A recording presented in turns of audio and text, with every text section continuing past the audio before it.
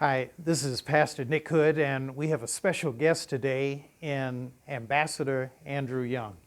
And Ambassador, how are you doing? Uh, like we say down in Georgia, fair to middling. Fair to middling. Well, some of you may not know this, but Andrew Young is one of the few people I can say I've literally known my whole life. And from New Orleans, we've got a shared history. My father has played a central role in Andrew's life. Well, when And, I came back and from, tell us about it. yeah, when I graduated from Howard, um, 1951, It's the year I was born. and you were born a little later. Well, October 1951, and Yeah. you came back, what, in May or June? Yeah, June. And, but I was just 19, and I had a college degree, and I knew I didn't know anything. Now that's saying something. I heard you say that last night. You had a college degree, but you didn't know anything. I mean, What do you mean by that? well, I had not started to think. I started, well, my father was a dentist and wanted me to be a dentist. And in the biological sciences, you were memorizing. But I knew all the parts of the body, but I didn't know why they worked together and what they were supposed to do together. And well, let's say I had an understanding of the physicality of life. But I knew there was something missing, and coming back from to Howard, we stopped at Kings Mountain, which was our UCC church conference, and Was that in Georgia, North Carolina? North Carolina, Kings Mountain, North Carolina, Okay. right on the border with South Carolina, and I went. I didn't want to sit in any church meetings, and so I went out running. Sometimes I don't like sitting in church meetings. I was running, and I'd been on Howard's track team and swimming teams. I was in shape all year round, and I started running, not realize I was running slightly downhill. That meant I was running too fast to be running for more than a mile. And I get to the base of this mountain, and instead of slowing down and resting, I decided I'm gonna push my way to the top. And it was a desperate run. Uh, Why do you say desperate? because I was running away from my life, and I didn't know what I was running toward. But symbolically, running to the top of the mountain I was seeking a little better for myself. But I hadn't thought of it that way. I just decided that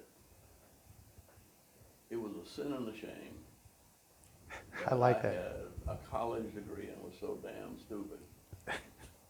And I had never stopped to think about the meaning of anything. I knew sports, I knew girls, I knew fraternities, I knew, the trivia of life. But I didn't know anything about the meaning of life. And I think running to the top of that mountain, after already running a couple of miles to get there, I was totally exhausted. So much so that I couldn't breathe. And I might have even passed out. But when I awakened, the world just looked different. And it was that I went to close my eyes and gasp my breath, and I saw things. And when I opened my eyes, I saw that there was meaning in everything. And it just hit me that whoever made heaven and earth in all its beauty and glory made everything with a purpose. And the tree knew what its purpose was, the cow knew what its purpose was, the cornfield knew what its purpose was, to grow corn. But I didn't know what my purpose was. And I could not imagine that the creator of heaven and earth could have created everything in this universe with a purpose except me. So I assumed if everything else has got a purpose, damn it, I got a purpose too. And I don't know what it is, and I don't care what it is, but I'll just do, there's something that I was put on this earth for that nobody else can do. Even though at that moment you weren't exactly sure what the purpose would be. I didn't care. Okay. I just knew that God would not have made me if he wouldn't make a cow. The cow's purpose, you know, the cornfield's got a purpose. I got to have a purpose. And the creator of heaven and earth would not have created me with no purpose. And so I didn't know what it was, and I didn't care what it was. But I said that there's something I can do on this earth that nobody else can do. And I won't know what it is for the long haul, but I will know that one day at a time, I know that there's something I can do today that nobody else can do. Now, I come home and I meet your dad, and he got on my nerves. Tell us why. Why did he get on your nerves? Because he'd wake up in the morning, 5 o'clock in the morning, and start working on his sermons down in the dining room. And sometimes I'd just be coming in. And he'd be down there moaning hymns, you know. Oh, really? Well, he liked to sing. Let's keep me here the cross. And it wasn't loud, but you could hear him singing and reading the Bible, and it got on my nerves. Now, is it true that my dad and my mom took over your bedroom and you had to, what, sleep with Walter or someplace else? Well, it was a 3-bedroom brick house. And so they took me out of my room, and Walter and I were sharing rooms before we went to, it was really the nearest thing we had to a guest room. So I didn't feel dispossessed. Okay. But it was such a contrast between what he was doing and what I was doing. And not that I was doing anything illegal, immoral, eating fattening. But I was wasting my life, and he had found a purpose for his. And then he was invited to do Bible study at a church conference in Texas.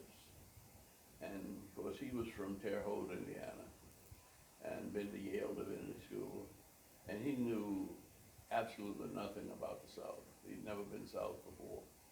And so he said, look, I'm okay in New Orleans, but I don't know how to get along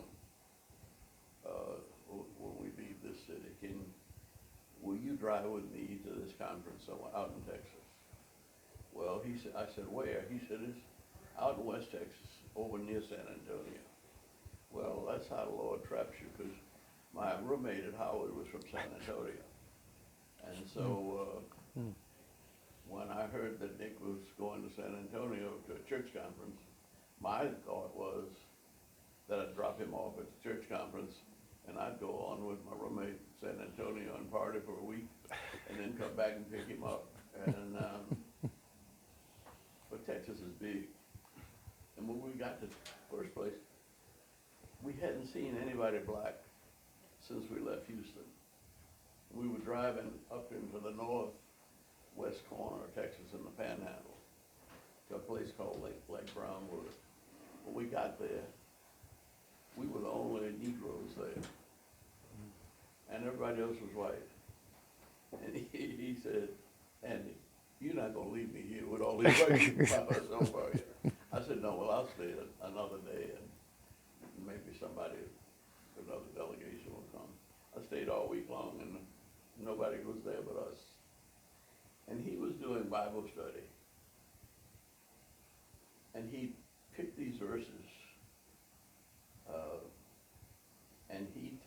15 minutes.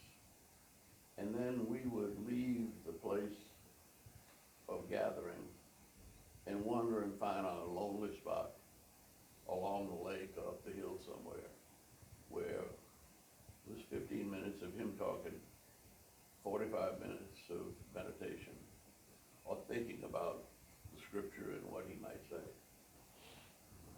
And it was almost like he was reading it to me.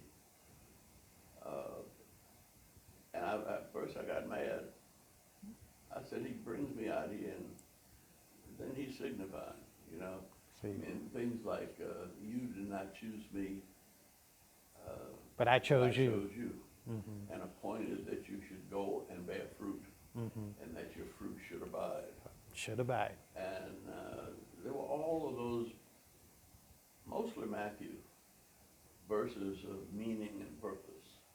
Well, that was exactly what I needed. And when he would lead me to it, and then leave me alone with nature and with the rolling hills and the sky, it was a different view of Earth than the view from the top of the mountain. But again, the same message came through. There's something for you, like there's something for everything else out here. And what about the young white people who were with you? Everybody was white, and none of them had ever talked to anybody black, personally. So were they glad to talk to you? They were, Or- but they were all guilty because they said if their parents knew they were at a conference with colored people, they would probably disown them. And I said, well, why are you here?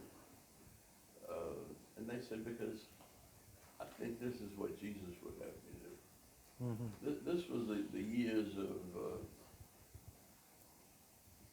WWD or something like, what would Jesus do? Yeah.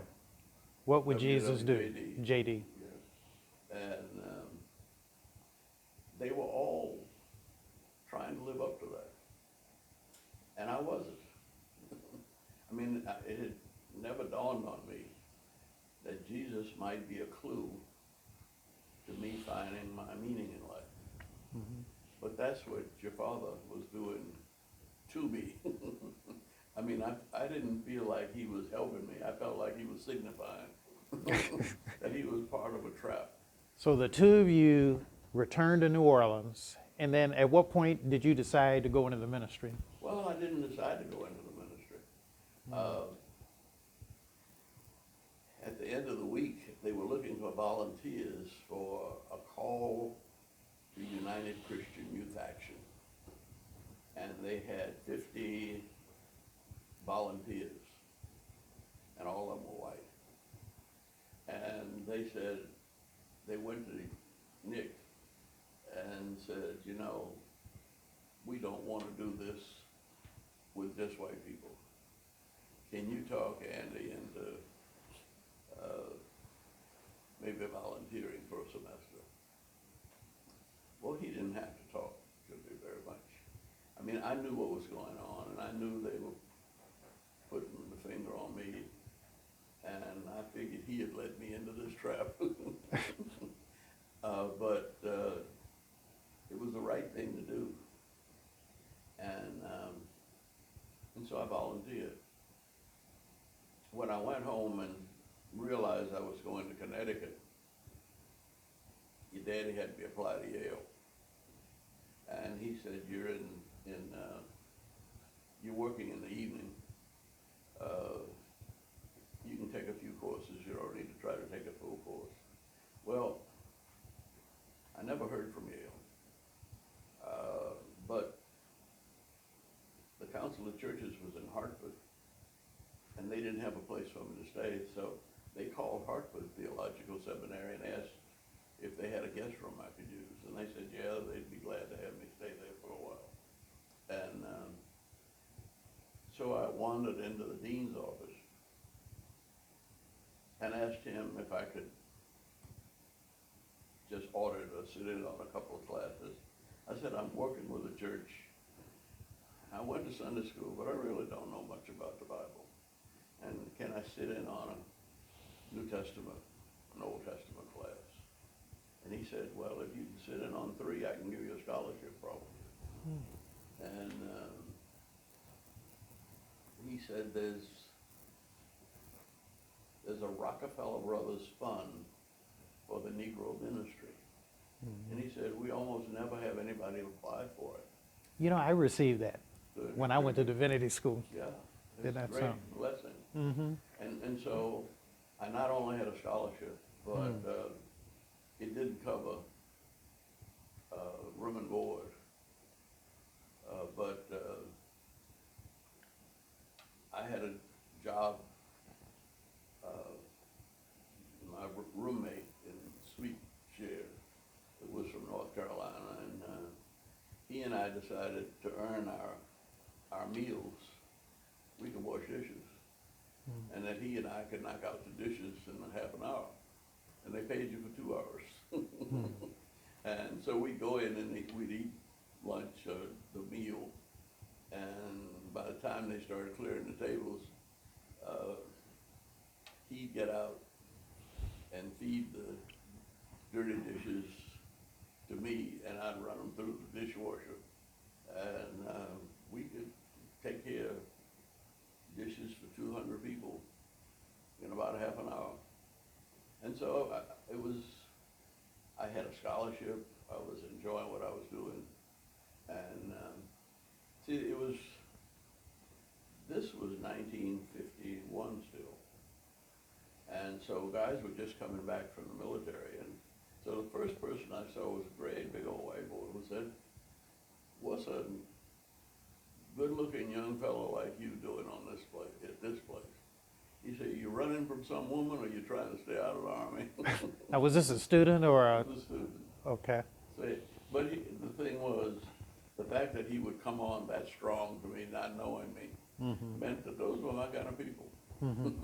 And that they were, most of the men were coming back from the military, so they were rich with life experiences.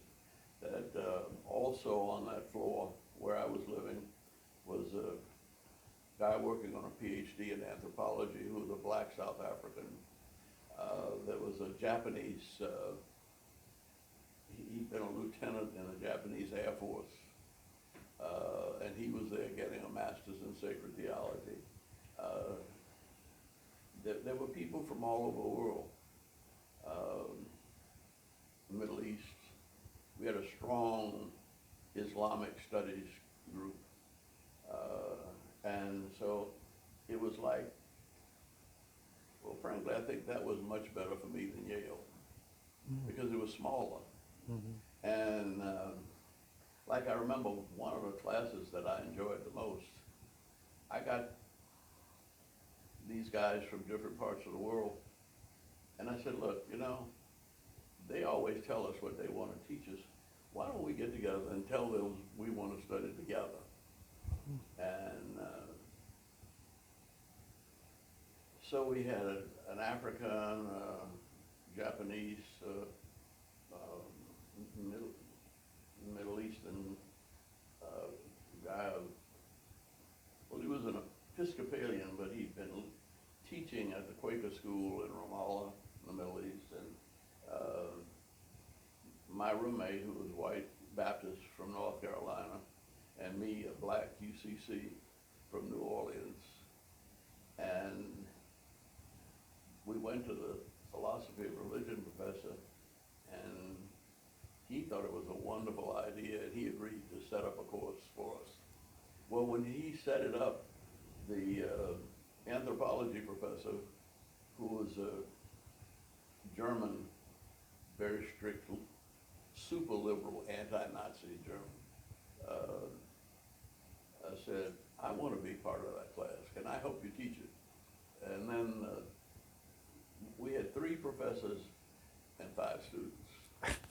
And everybody was from a different part of the world and a different background. And we met for 3 hours every Friday afternoon. And you didn't have to, they didn't give you assignments. we just started talking, and whatever we were talking about, um, well, it turned out that the librarian wanted to sit in with us too. And the librarian at Hartford Seminary said, you don't have to waste your time reading the 500-page book. He said, before anybody writes a book, they usually write most of what they got to say in an article that's maybe 20 pages. He said, come to the library, and he had the best, I think it's one of the best periodical libraries in the world, because he had every kind of journal. Mm-hmm. And you could, well, we didn't have cell phones then, but he could look up something and find the very article that we needed about almost anything, written by the guy that eventually wrote the book that was signed by the professors. That's impressive. Before Google. Yeah, before Google. Yeah. But to have a weekly discussion of the world, of course it didn't stop then, because we were living in the same dormitory. We would shoot pool around the same pool table. You know, we'd eat at the same dinner table. And the dialogue kept going with people from all over the world. Now, Andrew, tell me this. That's your first year at Hartford. Yeah. How and when did you meet Jean, your wife, your first Well, wife? After that first year, my assignment was only till January. And so I enrolled as a full-time student from January to June. And I was still thinking I could run. And Run as in track. as in track. Running. Yeah, and I had signed up to go to New York for to run with the Pioneer Track Club, training for the 52 Olympics. And I had a job in New York. And Reverend Stanley, who was the convent superintendent. J. Taylor Stanley. Okay. The father of A. Knighton Stanley. Yeah. Okay. And the superintendent that sent your father to my church in New Orleans, and Was that J. Taylor Stanley? yeah, Okay. and but we also had a UCC church in Marion, Alabama, Yes. and I didn't realize it, but We have a connection at my church with that church. A Reverend Rout yeah, had family. I think he was the grandfather yeah, of some people in my church. and but anyway, he called and said, I need you to go to this little church In Marion. in Marion, Alabama. Okay. And he said, if Now, Stanley is the one Stanley. who asked, okay. what I didn't know was that my mother wanted me to come back south. She didn't want me to go to New York. She didn't want me to get too far from New Orleans. Daisy Fuller, Daisy Fuller Young. Young. And, It's my godmother. and and Idella Childs was in Marion. And she was calling Reverend Stanley saying, I need a young preacher to come here to help save this church, but also I got 3 single daughters and I need to get rid of one of them. And so don't send anybody old and broken down. Send me a nice young man down here. So she was pressuring from that. My mother's saying, I don't want Andrew to stay in New York. If he once gets up there, he'll marry somebody and I'll never see my baby again. I can So- imagine her saying that. So he was under a lot of pressure. And he called me and he put it just right. He said, look, there's gonna be an Olympics. And whether you are in it or not, it's gonna go on. But if you don't go to this little church, it will not go on. This is something that, and he said, there's nobody else that I have to send to that church. Well, that beat me with my own ideas. There's something on this world that you can do that nobody else can do. Well, it all worked out because when I got to Marion, I didn't know about the 3 daughters. They set you up. But it was get set up like that. You know, it lasted for 40-some years before she died of cancer. Mm-hmm. But when I walked in there, she was went to Manchester College. She and Coretta King went in the same high school In Marion. in Marion, Alabama, and Coretta went to Antioch in Ohio, where there was a women's strike for peace was performed. Jean was the Church of the Brethren was a nonviolent church, and she had to take a course in New Testament nonviolence as a freshman, and so she had a new RSV, New Testament. Revised Standard Version. Right, Revised Standard Version, which had only come out the year before, and it was underlined and things in the margin, you know. And I said to Mrs. Childs, "Who reads the Bible?" You know, that Bible was edited at Yale. I used to take classes in the room where they revised it. Yeah. Well, For whatever that's it worth. spoke to me, and it spoke to her. And she not only was reading the Bible, but she had a senior life-saving certificate on the wall. And it was hard to find black women. Well, we didn't have swimming pools then. And so she had taken a senior life-saving course at Manchester College, and she had a basketball letter. So she was athletic. Yeah. And then I saw the picture of her as a 12-year-old girl, and she was cute.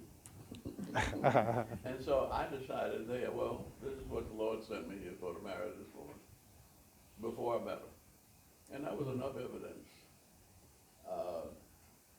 Except she didn't like that. And when I came back down, and she was actually milking a cow in a little cut-off blue jeans and raggedy sweatshirt, tank top. And I thought it was the most beautiful sight I'd ever seen, the most beautiful woman I'd ever met. Milking a cow. Milking a cow, Okay. and her pet cow. And so I wanted to take a picture of this. And when she saw me with my camera, she stopped milking and she came toward me and she said, "Get out of my way." I said, well, what's the matter? She said, she thought I was making fun of her. And she said, if my mother didn't need this milk to make butter, I'd throw it in your ugly face. Your ugly face. My ugly face. So, and it's amazing the way that women like to be religious and they like the Bible, but they don't like preachers. Or preachers have a kind of bad reputation. Like when I told my daddy I was going to seminary, he said, "Well, you're on your own." He said, "I'm not going to waste my money on seminary." He said, "If you were going to law school, if you wanted to go to dental school," he said, "I'd pay your way for as long as you wanted to stay in school." But he said, "All the preachers I know are either poor or crooked, and I don't want you to be either." But that's funny because he and your mom Well, they were very active in their church, and they put their preacher up in their house and Yeah. put you out of your room. because they didn't want him to be poor. But I'm saying that was Gene's view of preachers. Coretta was they went to the same high school, Coretta King, and she had the same attitude toward Martin. One, we were too short, and we were preachers, and they didn't want anything to do with preachers. So eventually you win Gene over, and you all get married. Yeah. Tell everybody Well, that. she also, I mean, it was a chase, because they gave her a scholarship to go to Europe that next summer to work in a work camp with refugees coming over from behind the Iron Curtain. And I had decided I was not going to let her get away. So I had been I had about 4 jobs in seminary and was still doing well and was making more money than I'd ever made before. So I didn't miss the fact that my daddy wasn't giving me any money. In fact, it was probably better. That from the time I said I was going to be a minister, that was sort of the end of our financial connection. But you were still connected to your dad. You all had a great relationship. Yeah, we did. Right. But it wasn't financial. And I was no longer a little boy. That was my step for independence and manhood, that I was paying my own way and had my own scholarship. I was no longer dependent on him. But I had enough money. It didn't cost but $350 to go for a summer in Europe. And we went on a boat from an old cattle boat. Oh, so you went to Europe with Jean. Well, I wasn't gonna let her go. I'd made up my mind. Now, had you married her yet? No, Okay, this is But her part of the courtship. yeah, her sister was already in Germany. See, her three sisters had gone to Manchester College. Had you met the sisters yet? No, Okay. but Bob Polk, who was my classmate at Hartford, knew both of the sisters from their work in Chicago. And so I knew about them, and I felt, and your daddy knew all three of them.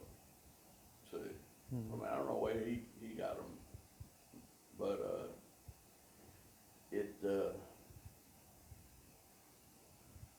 I mean, I had made up my mind that this was supposed to be my wife. And so we spent the summer. Our sister was working with the USO in Berlin. And so we were on a bus tour around Europe. And then we hitchhiked from Austria back up to the Iron Curtain train that took us behind the Iron Curtain to Berlin. You think Idella Childs knew that her daughter was hitchhiking? Yeah, I knew Mrs. Childs. yeah. Well, you know, she went to Africa with a group of students when she was in her 80s. Mrs. Childs. Yeah. Okay.